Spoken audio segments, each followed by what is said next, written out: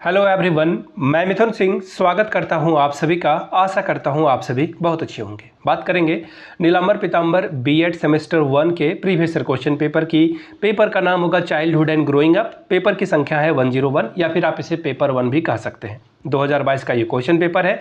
इससे पहले मैंने 2023, 2024 के पेपर अपलोड कर दिए हैं, जाकर आप उसे देख सकते हैं। एग्जाम के पॉइंट ऑफ व्यू से previous year question paper important होते हैं। मेरे पास 2 से 3-4 साल का पेपर है, वो आपको मैं 49 रुपीज़ में अवेलेबल करा दूंगा। जिन्हें चाहिए होगा वो कॉन्टैक्ट कर सकते हैं। दूसरी बात, 199 रुपये में आपको सजेशन मिल जाएगा। अब ये सजेशन क्या होता है भाई? वेरी वेरी इंपॉर्टेंट क्वेश्चन जो एग्जाम में आ सकते हैं विथ आंसर सॉल्यूशन के साथ आपको ये मिलेगा। हिंदी में चाहिए तो हिंदी में, इंग्लिश में चाहिए तो इंग्लिश में मिलेगा। हम लोग एग्जाम के पैटर्न को फॉलो करते हैं। आफ्टर दैट एग्जाम पैटर्न को ध्यान में रखते हुए जो क्वेश्चन मॉडिफाई होकर पूछे जा सकते हैं वो आपके लिए मैं तैयार करता हूँ। पहली बात।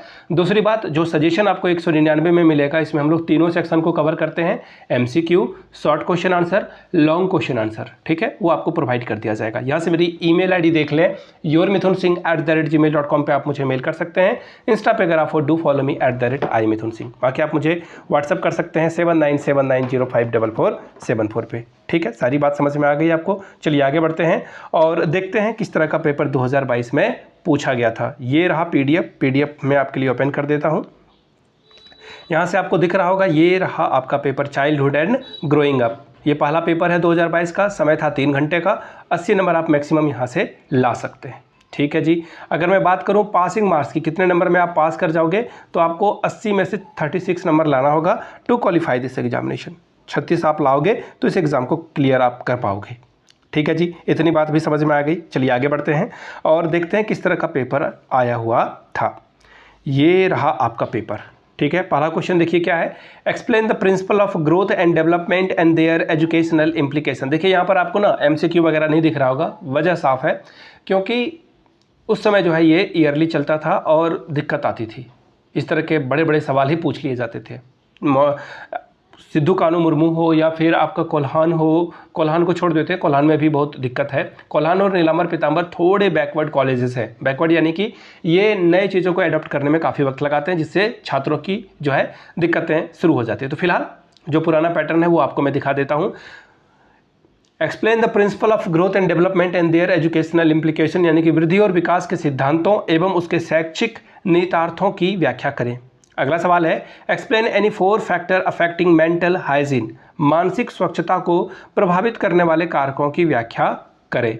Question number 3, how is individual difference used in classroom teaching, explain, कक्षा शिक्षण में व्यक्तिगत अंतर का उपयोग कैसे किया जा सकता है, समझाएं। Question number 4, explain the nature of intelligence with the help of various definition, right the development of intelligence, वृद्धि का स्वरूप भिन्न भिन्न परिभाषाओं के आधार पर स्पष्ट कीजिए और बुद्धि का विकास के बारे में बताइए। चलिए अगला सवाल देखिए क्या है। Question number 5, what is defence mechanism, right educational importance of defence mechanism.